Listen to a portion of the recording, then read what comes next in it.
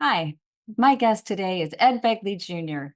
He is a Golden Globe nominee and Emmy nominee 7 times over. He's done more for the environment than just about any other celebrity I know. And he's just a great guy. You're just going to love him. He's written a book called To the Temple of Tranquility and Step on It. This is it right here. I read it in a day and a half. It's really funny. And he's worked with everybody from Meryl Streep to Buck Henry to everybody. Jack Nicholson, Dabney Coleman. I could just go on and on, but I won't. I'll let you listen to the interview and hear for yourself some of the best, funniest stories I've heard in years. So enjoy, like, and subscribe, and I'll see you in a minute.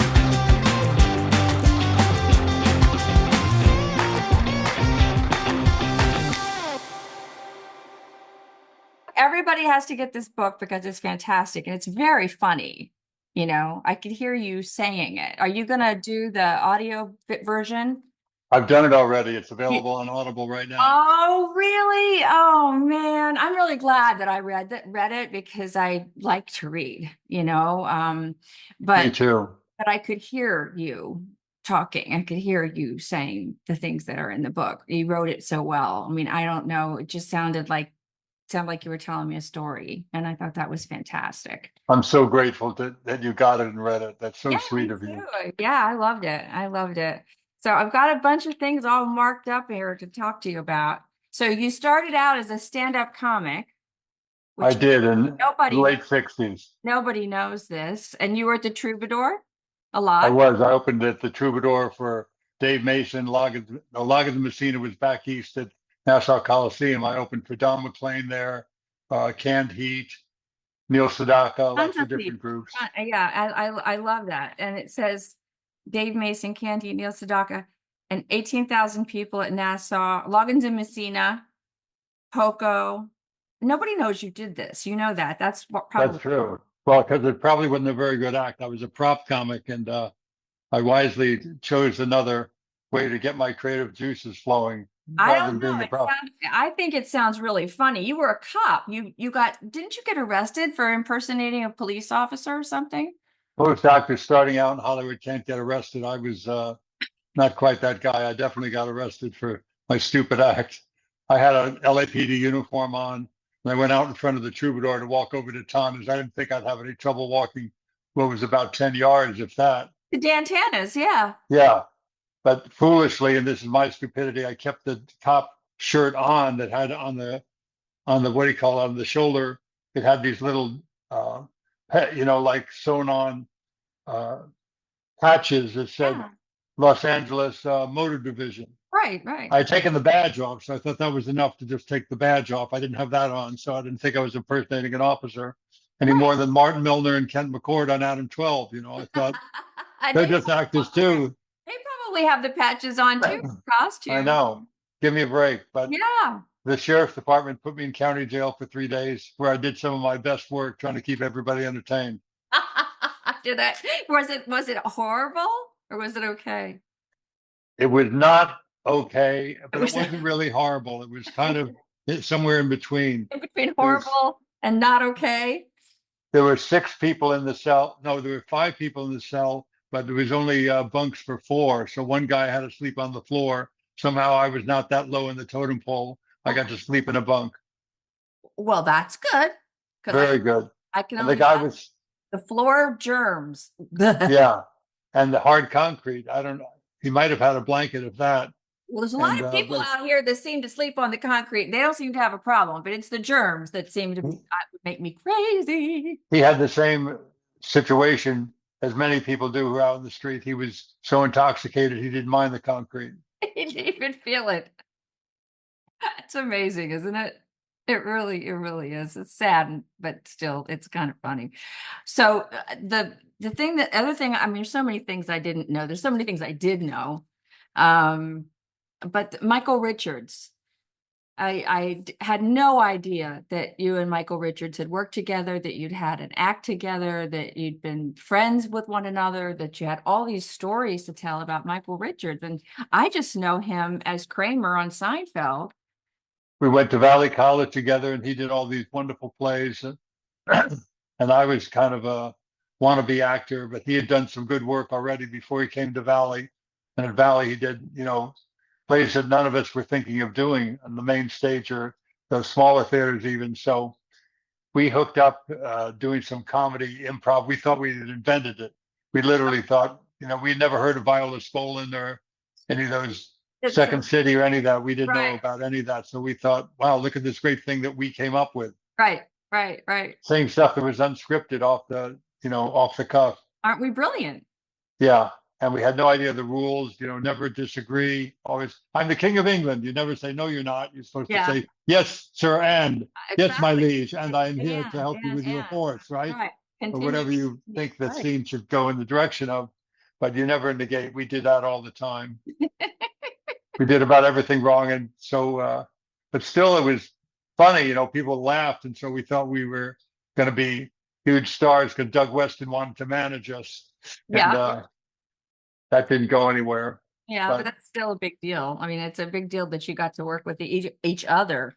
Um, and Michael went in the army, and then I went off on my own and did stand up. He came back and went off on his own, and he did very, very well.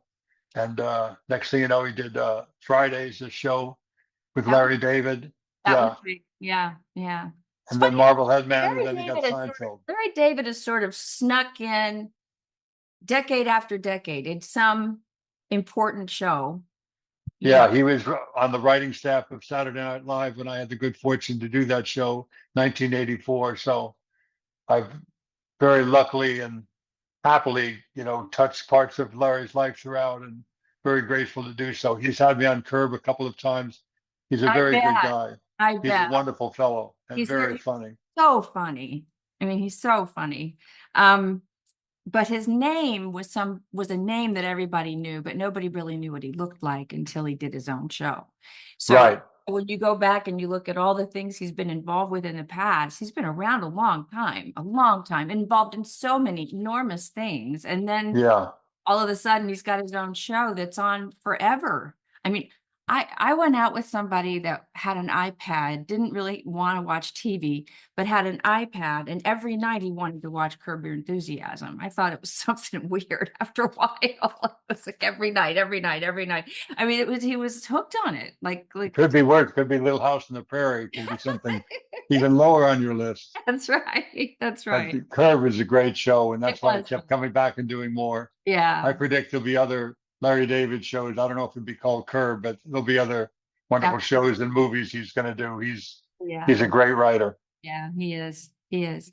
So I met Cindy Williams when one of the things I want everybody at home to know is that it's not about name dropping. It just happens to be that he knows everybody. You really do. You've got a relationship with like everybody. And That's not true. I don't know everybody. There's a boom man at 20th that I haven't ever met. I'm going to solve that. There's a PR guy at Paramount that I'm going to sit down and have a bite with. So there's two people in Two LA. people I got to fix it tomorrow. Never met in your life. Okay. But I remember, well, one of the things that happened to me was when I first got off the bus out here, I came out at the Miss USA pageant because Richard Klein from Three's Company, you may know, he My played. dear friend Richard. Yeah, he's okay. I love him. He got me started and he introduced me to his manager. And I said, well, I'm not staying here. I'm from the East Coast. I want to move home. And so they sent me out on something and I got it. So I got a movie with Matt Dillon, then I got a miniseries with Michael Nouri, and I got a national commercial. I just kept working all the time, but I was present in LA and everybody else was present in LA, which is why I'm bringing this up, because your social life and your circle of people that you went to Dan Tana's with or you ran into or whatever, everybody was sort of in everybody else's life. Everybody knew what was going on and people were generous and nice and friendly. If you were kind and tried to help people and be nice to people, whatever. I'm not talking about the partying portion of it, but there was a lot of that in the 80s. I got sober in 1984. So I got sober in 79. So for me, it was the 70s because I'm a good deal older than you. not that much. But I remember the 80s. That's when I got to LA. It scared the hell out of me. But anyway, so people were present. And since I've been back, since my husband died 6 years ago, I came back 5 years ago. I haven't been in anybody's office. It's like you can't get in anybody's office. You can't see any people anymore. You can't meet No, them. it's all pre-tape. Yeah. And I just it's just awful. I'm gonna go home. I'm done. I'm like, what am I doing here? Because you can't get in and you can't. It's really difficult. But I miss those days because those days were really fun, They and were fun. and running into people and this is going on and that's going on and why don't you come over here and we'd love to have you over there. It was so much fun. And sometimes too much fun, but it was very good business, and it wasn't just everybody trying to schmooze everybody else. It was just like people that were like one another, and there was no COVID and there was no staying home. It was really neat. I really enjoyed LA back then. There was a small circle of friends that you had that was, I mean, not that small, but I used to say there's only 200 people in LA. The rest are extras. They bring them in from Victorville for crowd scenes. Because really, when you thought about it, you total up your whole Rolodex. It was everybody that was working in LA. This Yeah. one's a musician, this one's an actor, this one's a director, this one's a writer, and that Yeah. was who you encountered all the time. And it was and still is a wonderful town in many ways. I hope that they embrace you again and keep you here because we'd love to have you here. Love to have you back. Thank you. Well, I'm getting old in Palm Desert right now, but anyway. um Well, the desert's great though. Hold on, I love the desert. The California desert is beautiful. it is. So It that's is. not too far from LA. There's nothing going. Yeah, I've got to get there though. Yeah. So Richard Klein, I met him for something recently, before Cindy passed away. And we were, I think I went to see him in something on Broadway, and I met him to eat with them afterwards. And it was so neat to meet her in person because I'd never met her in person. And then when I'm reading your book, it's like you guys were so close. You just loved her. She Like loved you. brother and sister. She was like a sister to me. That's so cool. I just love that story. It's a beautiful story. And she did American Graffiti. I don't think people know how much other things she did besides Laverne and Shirley, because Laverne and Yeah, Travels with My Aunt, American Graffiti, The Shirley, Conversation, Francis Ford Coppola, really just serious things, really huge, notable. amazing actor. Lots of theater. Exactly. I Exactly. see her kids occasionally. She has two wonderful children, and they come by and visit from time to time. Emily had a baby, and Zach is doing wonderfully. They're great, great kids. But tell a story about when you took her out on a date.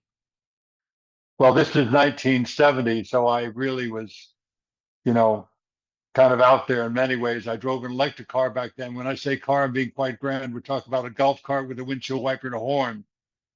It was not much of a car, with a cart with a T on the end, not a You car, but pull a up in a cart. cart with a windshield wiper Electric. horn. I know. And I hadn't fully charged it. I didn't really gauge the amount of uphill that I had to do to get her and to the restaurant. So there's a kid on big wheel passing us by. I think a butterfly overtook us. And so it wasn't exactly a babe magnet. So I didn't get a second I date was out of that. wondering, did she introduce you to her dad, or did her dad come out to the car, or how old were you guys? We were both about 20. Yeah, we were 20 years old. We were the same age. And we hit it off as friends. I wanted much more early on. Pretty soon I realized I got a great deal of being friends with somebody that special, that amazing, that kind of a solid citizen that's been like a sister to me and helped raise my kids in many ways. And I just loved her. She was a dear one. I get kind of misty when I think about her. Yeah, of course, of course, of course. But I just love the whole idea of pulling up, trying to impress somebody with a cart. Yeah, it had a tiller, didn't have a steering wheel. Okay. There's a bad sign right away. I just think it's really cute. And I And came by once on my bike. I think I tried to get her to sit in the handlebars, you know, I but don't, it's the 70s, so my bell bottoms would get caught in the chain. yeah, it's a little The dangerous. wind resistance from my afro would slow me down. It's the early 70s, okay? I didn't see any Afro pictures. I didn't see Probably not. pictures. Wouldn't be a good look for me. Yeah, me neither. So you also had a really close relationship with Jack Nicholson. And I don't think people don't really know what he's really like. Um and he's got a great sense of humor. He's a marvelous actor. But the way you refer to him in the book is with a tremendous amount of love and admiration and appreciation. I mean, He's one of the most generous people I've ever known. The way he's yeah, helped me and Helena Kalinote, so many other people in his life. Bob Evans, what he did for Bob Evans is extraordinary. He's just a solid citizen, a good friend. I'm just lucky to still know him. I see him on his birthday and occasionally at other events, and I'm just still crazy about him. Great actor. He helped me begin to grow as an actor. I wouldn't have been anywhere without him. Gave yeah. me a great job on Going South, and made me grow as an actor right in front of him.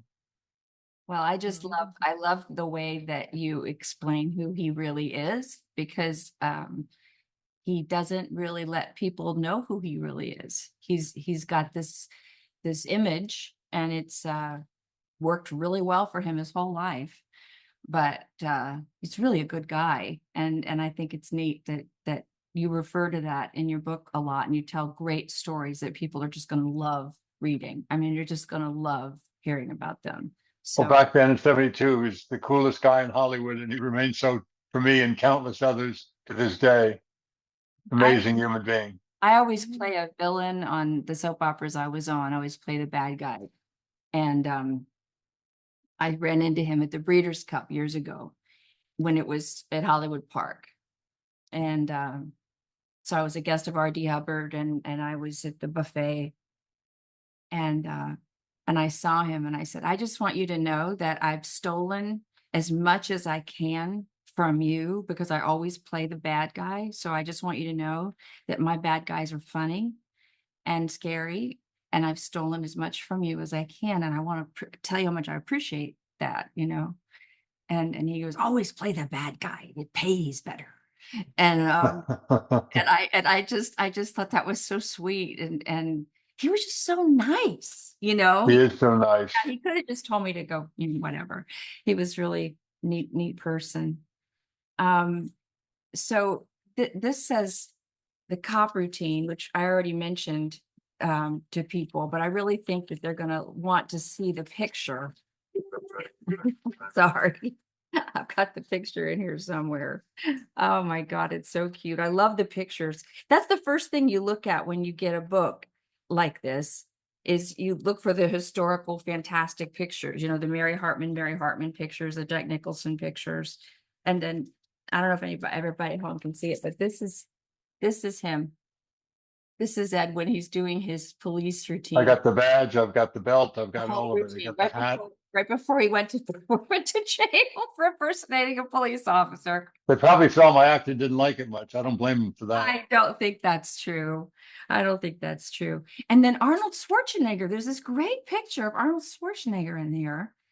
And I can't remember what's the story with you and Arnold Schwarzenegger. I can't remember that one. We worked on a movie called Stay Hungry, a Bob Rafelson movie called Stay Hungry. And he and I became friends back then. When I met him, I thought, oh boy, who's this meathead? Some bodybuilder. I was having a little problem with my landlord at that time. I was out of town filming the movie, and my check wasn't getting there in time. So I was behind on my rent and overdraft fees and all that stuff. Arnold, the meathead, owned the building he was in. He had no problem with his rent being late. He owned the office building where he had his offices, the place where he called home and hung his hat, his Wow. apartment. So circle the meathead in this picture. It wasn't Arnold. And he helped me out in countless ways. He did things for me that were so generous to a young guy with a young family. Incredible, incredible guy. We're Who still knew how friends to much? this day. I mean, nobody knew how successful he was really until way later. He just had those things. He had accumulated those things as investments. He was a smart man. Yeah, very smart. Yeah, it's funny, I think, because nobody knows about that. So you played Whitey for Jack Nicholson. You called him up and talked to him about something, There's and a big stretch for me playing a character named Whitey. There's that's a what real he said. I departure. remember reading that. Playing against type, right? Yeah, and he said something about that, and I thought, beautiful. I love all these photographs. The pictures are really I'm fantastic. so glad I kept all those Kodachrome negatives. I mean the slides I don't and know how you did it. the black and white negatives. I don't know. Yeah, I'm so glad I had them Yeah, tucked away somewhere. I don't know anything. I don't know where any of my stuff is like that. But this is you with the net bending down here. My dear, dear friend Annette. What a great friend she's been to me. Lakers games here. Did you know her before she married Warren Beatty? I did. We were friends before that, remained friends since she married. My dear friend Warren is another guy I love. Great producer, great actor, great writer, and a very good friend. Remember Red? Remember when he did Red? Wasn't that great? What a Was good movie. amazing. And I don't think enough young people know about it because it was really historically accurate and really amazing and kind of before its time. And everybody thought of him as this guy from Shampoo, and he comes up with this incredible movie. This was incredible, John Reed. He played John Reed, I believe was a real life character's name. unbelievable, really. But he was this, notorious bachelor, and she was the serious actress. I mean, she was really a serious actress. She'd done tons and tons of theater and really important roles. And Postal Disturbances on Broadway, yeah, off Broadway, but still nonetheless a very important play in New York. yeah, Studied at ACT, a very serious actor. yes, exactly. So all of a sudden, she's going to be with this guy that everybody thinks is, this flaky kind of in love with himself dude who's never going to marry, never going to settle down with anyone. And they've been married forever now. You meet someone of substance like that if you're smart, and he is very, very smart, That's always has been. great. You go, I'm ready to settle down. This is a person for me for the rest of my days. That's what And boy, did he. it's a beautiful story and it's beautiful to see. I We heard both say to each other when we get together, we both say, I married above my station, and I know you did too, Warren.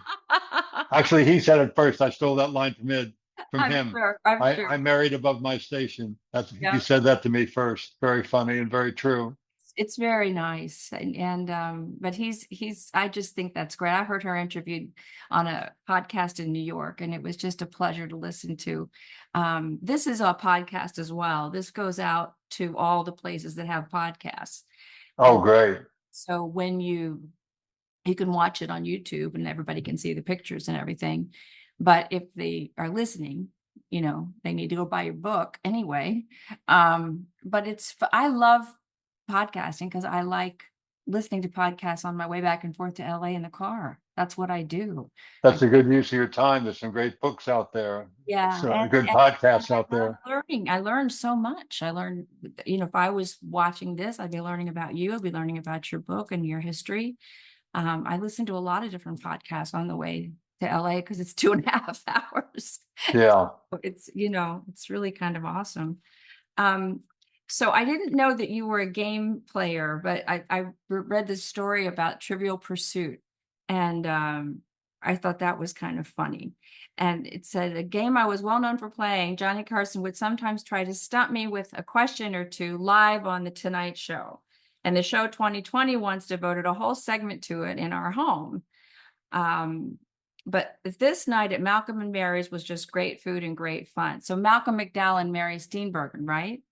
They were married in the 80s. Yes. Yeah, I met him in Italy. He was doing a film for a man that I was with, and he was the neatest guy. And I had been on the road singing with Hoyt Axton for a long time. Oh my God. I love Hoyt Axton. I didn't know He- you sang with him. Yeah, I sang backups for Hoyt I Axton. don't know him, but I met him, but I just love his music, and he Yeah. was so wonderful. Yeah, he was. Well, we were on the Honeysuckle Rose bus. He played my dad on a pilot, and we were waiting to see if it was going to get picked up. And you can't work that whole summer. So Right. took me on one-nighters all over the country in the bus. It was just an incredible. I'll bet. And He was great in Black Stallion too. Remember how good he was in that? yeah, he was a very talented, very nurturing guy. People sometimes don't know the side of men that's so nurturing and loving and kind because the outside is kind of gruff. But Like Dabney Coleman. Dabney was a dear friend of mine. He played that tough guy, that mean boss. And not everybody knew the soft side of Dabney. So giving, so generous with so many people and so many different important things, ways that he helped folks. Dabney was a great friend, a great actor, and a great humanitarian. yeah, he was. And he was a good husband. To Jeannie, yes. Yeah, he was a good husband. I remember hearing her talk about him quite a bit. And then you had a lot of interaction with Jeff Goldblum. You want to talk about that a little bit? Because that I was, still do. I'm going to see him this weekend for you lunch. are really? Yeah, he's a dear, dear friend. I met him through my friend John Hamill. I went to college with him at Valley College, and John did was doing a play with him at the Plaza Hotel. There's a theater downstairs. There was a movie theater, then there's a live venue, In New legit York? theater in New York. And then it became a Wow. movie theater again, I think, the Plaza Theater. But Oh, they had a little stage there, like a 99 seat or something like it stage. And my friend John Howe was in this play, El Grande de Coca-Cola. And this other guy was in. I went, wait a minute, I love my friend John, but who is that? This guy, Jeff Goldblum, was on stage doing things I had never seen before. Just so gifted, such a great instrument, and nurtured so well and trained so well. And so we got to be friends, and I spent the next many years trying to steal every bit I could off of Jeff Goldblum, either in person or on screen. Let me yeah. try that, see if it works as well. Not quite. Close Oh, but no cigar. yes, it He's a did. great friend and a great, great actor. I really enjoyed a lot of your stories about him. He's got a new show. It's odd, Chaos. Oh God, it's very so odd. good. It's Very odd, but very good. It's It out there, is but it's very good, and it's got, a lot of intelligence underneath of it, because of all the Greek the mythology. mythology. I know the way they weave that in is amazing. That was pretty amazing. Yeah, it really is amazing because you don't really ever get um, a modern day story with that kind of history that's not hitting you over the head with information and making it not so interesting. So this is really great. I think this is Yeah, really, I recommend it. I saw it and loved it. yeah. Have you ever seen that movie that Jeff is in that's so wonderful? Thor Ragnarok. He No, plays this guy. This guy is like a, a man who deals in contraband and you I'm know writing that down. prisoners and what have you. It's called Thor. I think it's pronounced Ragnarok, R-A-G. It's one of those Thor movies. But first of all, the movie's very good. And Jeff Goldblum in it. It's an Academy Award winning, should have been nominated in performance. Not Wow. enough people saw it, I guess. It's one of the best performances I've seen in decades. It's just Wow. Jeff doing his thing on this action movie with a wonderful director, wonderful writer. It's a good movie, but what he does with it is just extraordinary. Like what he did with Chaos, Yeah. the depth that he brings to that. He's amazing, amazing, Yeah. serious actor. It's also funny. And Always, a lot, always brings humor into it. yeah, there's He's a lot. crying one minute as Zeus, and then he's breaking down because his kids don't call him. I mean, it's funny Right. and Yeah, tragic and yeah, beautiful, and yeah, yeah. But his wife is cheating on him, and it's really just got it's hysterical. a lot of levels in that. And it's hard to weave all that in. So that's what's so important. That's why I was talking to Jack Nicholson about it.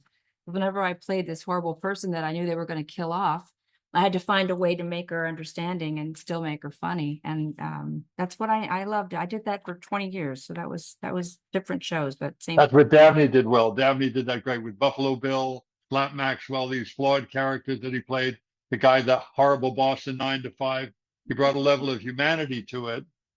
On Golden Pond, playing another schmuck and that, what have Right, you. And right. but he always did it with such levels of humanity and layers of reality. Just he's sorely missed by everybody. Dear Dabney Coleman, Yeah, my dear friend. that was really sad when he passed away. We've lost a lot of people recently. Really stinks. And Angelica Houston's another one. Um, She's a national treasure. She's so gifted I've known her for many, many years. I met her in 1973, I believe, and she and I became very good friends and remain so to this day. She's always doing the most wonderful work, and I'm just still blown away by the level of her work. she does so many different things, so many different I roles. know she's a chameleon. Just She as can good. do anything. Yeah, it's pretty amazing. And then it says you studied with Peggy Fury. How did that come about? I went to the Strasberg Institute in 1970, studied there a while, and then a woman named Peggy Fury taught there, and I really responded to the way she was teaching the Strasberg method, and her husband Bill Trailer. So when they went off and did a little, Strasberg was only in LA for like a summer or something. Then went back to New York. So she took over a theater called the Loft Theater there in Los Angeles on La Brea, and myself and Bruno Kirby and lots of other people just flocked to her and studied with her for years. Angelica studied with her, for a lot of important roles she worked on. I missed her. I studied with a lot of people, but I missed her. So when I saw her name here, I remember everybody talking about her when I lived here. And I You was like, missed a gem. She was amazing. wish I hadn't. I wish I hadn't missed her. I gotta find my crazy glasses because I can't see. Here we go. Oh, Stella Adler too. There's another great one. yeah, I've worked with her. I've worked with her. Um, Uta Hagen, Wow, I never studied with you, Uta Hagen. Donnie Harrison. Okay, this is the story that is really cute. So you guys are in New York, and I can't remember who you were with, and they said they needed to stop by somewhere. Was it Cass Elliot? No, it was Harry Nilsson and Una. I had Yeah, lunch with yeah, Harry. He yeah. said, "Oh, Una and I are going to get to dinner with some friends. Why don't you join us?" I said, "Sure, I'll meet you." So we get in a cab at the what was then the Navarro Hotel, and we go, across the Oh, park a bit, around skirting the park. We go over to the Dakota Hotel. I went, "No." He said, "Friends for dinner. It can't." I know some of the friends he has, some of whom live in the Dakota. It couldn't be. Hello, how are you? Come on in. Yoko, who's this? Look at this lad. I know you, don't I? I'm like, I'm trying to keep my face from crystallizing and oh my falling to the God. ground. Oh my God. That's incredible. Did you know, but you didn't know that I when the had met him, but I couldn't. What? After door about opened. 5, 10 minutes, we're sitting on talking. Finally, goes, Yoko, it's a deaf mute for Mary Hartman. Mary Hartman. Steve, for God's sake, it's Steve. He was like a fan of That's Mary so Hartman. Mary good. Hartman. That's so Tell me good. about Louise Lasser. What's Norman Lear like? He was all He'd he watch just it. fascinated. He watched the show and loved it. Sure. Well, it was on so late. It was on late at night. It was on at like 11 o'clock or It 11:30. was on at 11 at night And and in the and LA Market Channel 11. Yeah. and if you didn't want to watch the news, you watched Mary Hartman. Yeah. I used to watch it with my grandma. We stayed. I mean, I've been a night owl my whole life, and I used to watch with my grandmother, and it was hysterically funny. And Louise Lasser was great. Mary Kay Dabney was great in the plays. show. That's what Mary Kay Place. That's Mhm. where I met all those people, was on that wonderful show. Yeah, that was a really wonderful show. I loved that show, and it was just odd enough. It was just quirky enough. It was before soap. Yep. And that reminded me a little bit of it. You know. Me too. Yeah. So there's so many things in this book. Marlon Brando. You were friends with Marlon Brando because he was in Malibu. I can't remember the whole thing, but I remember when you kept calling him or talking to him or doing work for him. You did work for him. Well, he wanted to do some projects together, had these green projects he wanted to do, and he knew I was handy and built furniture and things. And so he said, let's let's run every house in America on electric eels. I said, I what? remember. That's right. That's right. It was the He eel. started talking about these eels, and I said, Marlon, you're not going to be able to How light a you light gonna, bulb at a hobbyist, how you gonna harness? science fair. How you gonna harness the energy? Exactly. What did he say about that? Oh, for God's sake, you're always so negative. You take an anode and a cathode, you put it in the water, you get as much power. I said it doesn't work like that. You put an anode and a cathode in a pond teeming with eels, you're not going to get usable. They just go zap, zap for a millisecond and they're done. They got to build up power again for another 30 minutes or something. Or They you don't could, have like, or you could get electrocuted with exactly. cathodes and eels. So that was an idea that didn't vote. Then he had an idea where he was going to increase the power of my wind turbine. I had a wind turbine that was part of a wind farm out in Palm Springs, out in the desert near you there. One of the old ones, one of the little ones, 75 kilowatts. Said, how would you like to increase the capacity to double the capacity and double the wattage coming out of your wind turbine? I said, tell me more. That's an interesting concept. How would you do that? And he drew a picture on a napkin. Then it became like the movie Spinal Tap with the Stonehenge set, where they built it to the wrong scale. So he put like in front of my wind turbine, which is like 100 feet high or something. He drew a picture of like a cornucopia with the end cut off, or a funnel, or hearing horn. Hey, what's that, Sonny? Say that again. It was a big giant funnel in front of my wind turbine. I said, if my blades are this big, they're like 50 feet across. The cornucopia, that's going to be the size you could fly a 747 into. Yeah, That's going to cost so much money. Also, it's going to kill every bird in the Pacific Flyway. The Audubon Society is going to shut you down. And it's yeah, going to turn my wind turbine into shrapnel because it's going to be just too fast for the for the bearings and the rotor and all of But it. he was trying. He was trying. Then again, he said the same thing. For God's sake, why is it always no with you? Everything is no. You're so negative. For God's sake, just open your mind for 1 second. I had no idea you did these voices like you do. You're incredible. It was just like Well, I that. used to do a little better before I went deaf and got Parkinson's, so my That's, throat doesn't quite work. Other than that, I'm doing other fine. than that, you're fine. Yeah. Well, I am sorry about the Parkinson's. I think that's really sucks. But I'm doing pretty well with it. I'm still doing things that one could only hope to be doing at 75. I still ride my bike. I still go to the gym every day.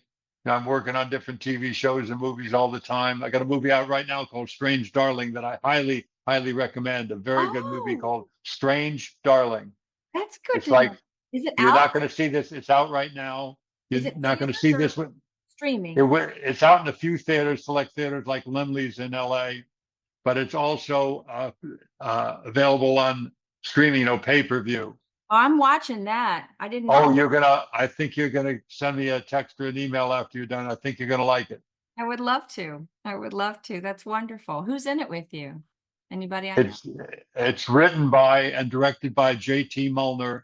It has Kyle Gallner is in it, and Willa Fitzgerald is in it. Oh, And you're going wow. to hear more about these young people. They're wonderful. Barbara Hershey and I finally worked together. A Oh, dream come true for me. I've wanted to work with Barbara for many, many years. We she's never worked together. still She's fantastic. beautiful. She's just a force of nature. Yeah, She's a national treasure. So to work with her was a gift. I bet And it was. JT Mulder, you will hear about him again. Okay, well, we'll look out for that. So the other thing that I loved was the salad in my underwear thing. You want to tell them about the salad in your underwear? Yeah, this story, it may be an apocryphal story. I couldn't get full verification for people, but it went something like this. Most of the improv sketches that you see at a place like the Groundlings or the Second City, or in this case, it was the committee that was doing it on Sunset Boulevard at the Tiffany Theater. They started as a total improv, just off the cuff, and then it got refined and turned into a sketch, and there would be one of what they call set pieces, where they would try their hand at it. Give me a situation, people in a laundromat, good. And what are they? He's an auto mechanic, he's stuck in a laundromat. Okay, go. And so that's the sketch, and from there you come up with something. This was a thing that had been put through that process a year before, but they refined it. It became a very good sketch, but then it started to go the other way, became kind of stale, and it wasn't getting the laughs it used to. So the guy who directed the committee, this was Alan Meyerson, I believe, at that time, he said, you know what, I've got to cut the office piece with you two guys. It's just not funny. You guys in the waiting room, it's not, we got to cut it. And Chris Ross, I think it was, said to John Brandon, to Alan Meyerson, you know what, give us one more shot at it tonight.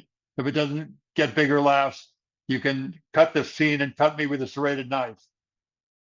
So Alan, always up for a little drama, said, absolutely. So then John Brent says to Chris Ross, says, well, what do you have in mind? What's your plan for the sketch? He said, I have no idea. I just wanted to buy us some time. Let's go get a smoke. They went outside to smoke a cigarette. And Chris Ross says to John, said, come with me. They said, we're going on in 5 minutes. Shut up. Just come with me. Goes down the street. There's a little tiny place that serves Greek food. Give me some salad right now. I don't want it with dressing on it, just salad with nothing on it. Give it to me right now. So the guy hands him a bag of salad. He gives him $1 or $2, runs back and says, we're on in 1 minute. What are you doing? He pulls down his pants. Chris Ross does. He starts to put salad into his underwear. Not wet salad, so just like leaves of romaine or something, putting it into his underwear. Pull down your pants. What? We're going on in 60 seconds. Pull down your pants. He puts salad in the other guy's underwear and John Brent's underwear. And they're cute. They come out on stage. Here's the important thing to note. There's no bulge in their pants. It wasn't a sight gag. There's nothing wet, so it didn't bleed through. Oh, these guys took a piss. That's what's funny. Nothing like that. Nobody but them knew there was salad in their underwear. They did the sketch, and it killed. Why did it kill? They had salad in their underwear. They're trying to do the scene. Yeah, it was and fresh. they have salad in their underwear, and they're just trying to get through the scene. Whoa, boy. They had that secret thing. What is that thing? And that's what we as actors have to look for. It's that salad in your underwear, that thing that's discomforting, that's sometimes painful. And Sophie's Choice, it works in comedy and it works in drama, of course. what did this woman, this Polish woman, go through? She went through something. I'd love to know what it was. Then we find out what it was, what her horrible choice given her by the horrible Nazis, what that was, and it's just devastating. Unbelievable. And so that's where we need to find that secret. In this case, it's not so secret. It's part of the story, as written in the book, and then the wonderful movie, Sophie's Choice. But we have to find that as actors, those things that aren't in the script, that is that salad in your underwear that makes you, have to deal with something that no one can really put their finger on. That's the creative part of making your character your character. Exactly. So you now have, and you've always had, this enormous passion for the environment. And I know that. I knew that when no one else had it. I was involved with something with Rob Reiner, and it was called ECHO. It was ECO. Yeah, it's Earth Communications Office. Yes, yes. Bonnie Reese. It was Bonnie Reese who was involved too. Norman Lear was involved at the beginning. Then he went off and they started another group called EMMA, Environmental Media Association. But Bonnie Reese and Marcia Hanscom, not Marcia Hanscom, Marcia, I'll think of her name in a second. God, my brains, I'm 75. I can't remember things the way I used to. It's But not. all these wonderful people, Ruben Aronin. That was in New York, and I was in New York when that was happening. Oh, that's great. Yeah, they had people in New York, and you were one of them Yeah. doing that important work there. So thank you. Thank you for doing stuff that was needed on the East Coast. Yeah, it was fine. And I went to we had a big cocktail party, like a fundraiser at Peter Mack's art studio. And Oh, yes, I've been there for a fundraiser. yeah, it was right across the street from ABC. And he actually said to me, "Do you want to see my etchings?" I thought I was going to die. That's And pretty good. I said, "You don't have a more creative, original line than that?" And he goes, "I'm not kidding." So takes me by the hand and walks me back into his art room where he paints and does charcoal drawings and all these different things, and shows me how he does etchings, and then takes me back out to the lobby. It was great. That's great. It was nice. It was actually really nice and interesting. He didn't give me one, which was kind of cheap on his part, but that's okay. Because I thought I got one of the fundraisers somehow. He handed me one of his, he had a poster that he was handing out. He was signing them. So with his signature, it had more value, of course. Right, that's right. Well, I bought some of his stuff at the Liza Minnelli David Guest events that I went to, but I just thought that was neat that I actually got to see where he worked, But Me too. we did a lot of work for that. But you were into that before. I mean, I was in LA in the 80s, and you were already so involved in the environment and saving the environment. And 1970 is when it started for me. that's incredible. I mean, nobody was talking about anything like that back then. And now it's like everybody talks about it all the time. And I just was wondering, like, what is it that you decided to do this? What's the name of the actual Begley's Earth Responsible Products? So you're doing that. That's what you're doing now. I have some products that I'm selling now that are good, clean products for pets and really clean, natural stuff. Works very, very well. It has to clean well too. Yeah, it says it has to do just as well as something that's got the other stuff in it that we don't want. So the active ingredients include, it says plant-based, sustainable. Oh, look at that. Nice. The pet shampoo. That's very nice. I need to get some of that. They have it at Costco. They have it at They Walmart do? online. Yeah. They have it at They Costco? don't have it at every Costco, but they have it at a good many Costco's. Oh, And you can no. buy it online too. You can just go online, go Begley's Cleaning. Just put in the word Begley and the word cleaning, and it'll come right up. Awesome. Because it's rapid, biodegradable, essential oils. It really started in 1970, though. This is a recent effort of mine, which is a Wow. fine use of resources. But I started in 1970. I got that first electric car, and I started recycling. I started composting. I became a vegetarian. All that kind of stuff led the way for getting solar one day and getting a real electric car that went on the freeway and doing clean products like these that America can use instead of the toxic stuff. Yeah, it's beautiful. Yeah, I started using some things like that I bought from a company that makes everything in America. And it makes me feel good, you know, to be able to use things like that. So I'd love to try yours. I just found out about them this I'll week. make sure that Anthony gets you some. Oh, that's nice, but I can clean them. I can buy my own. Do you donate? You donate. It says you donate. We do. Yeah, what do you donate to? I do for my profits that I get, for my revenue that I get from it. I donate to Tree People. I donate to Walden Woods Project. I donate to the Dolores Huerta Foundation. I donate to, What's the I've big got a long list. I'll send you a nice what's list of people we help. the Begley Family Foundation? So that's Yeah, I do it through the foundation. That's beautiful. That's beautiful. Well, everybody's going to want to do that too. So I just wanted to tell everybody that you were doing that because I didn't know that until Turk told me. So, Thank you so much for bringing that up. You're so nice for that. That's really sweet of you, Tonja. of course, my pleasure. Are you kidding? I'm just so happy to see you again. I can't You begin. too. Been so long, and I've always known. I know him. I know him. I talked to him because I did. So that means a lot to me. I'm glad we're talking again. Me too. You got my number now, so it won't be so long between talks. I hope so. I hope you're right. And I'd love to meet your wife. She looks so beautiful. My gosh. She's Raquel. wonderful in every way, and I'm very lucky to have her. Like I said earlier, I'm married above my station. Well, that's a very good thing for a man to say. I'm all for that. I'm all for that. Thanks Thank you, my again dear. so much, honey. Take care of yourself and keep in touch with me, and I'll do the same. Can't wait to talk to you again. Thank you. You're Thank going you. to kill it with your book. Everybody needs to get this book. It's a riot. I read it in a day. I read it in one. Bless you. Okay. God bless you, honey. I'll talk to you later. Thank you for joining me and Ed Begley Jr. today on One Day to Love. And don't forget about Begley's Earth Responsible products. Look them up. They're all natural and they have all the things in them that are good for you and none of the things that are bad for you. And they're available at Costco.